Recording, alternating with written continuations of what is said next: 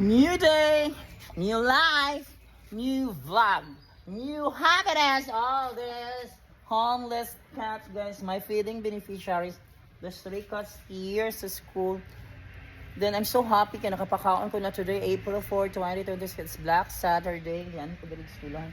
So ako lang dyan silang anhion, guys. Uy, kahit one meal a day, every morning, dyan ako sila anhion. Kaya nga, no.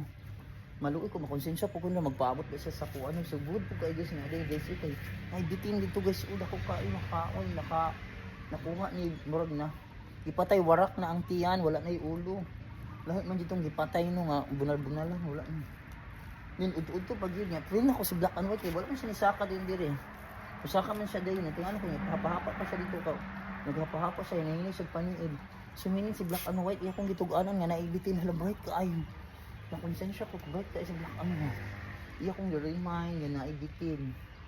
Ay, Diyos ko na lang, dyan ibitin diri sa kay mga gagmay pa ina ito makitaan na sa una sa kong kauban.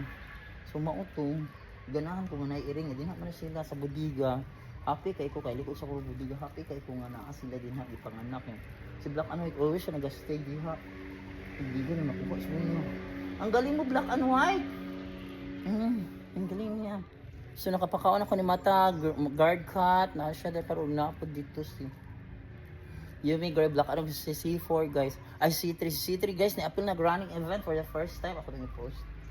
Na-appeal nag-running event, puno aja bitin guys, uy, thank you mga babies, pero guys, tara, tara, bakit biyak pa kayo, lagong na, wala na yung ulo, warak-warak na matiyan. Black and White, i-remind ko ni Black and White. Pero pahapot siya, kasi kita nga ang bitin. Diyos ko.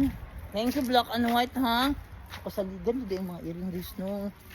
Ulaban sila sa tuwa, matugan sila. Noon sa ilang nakita. Thank you Black and White. Thank you, ano sa tamag water.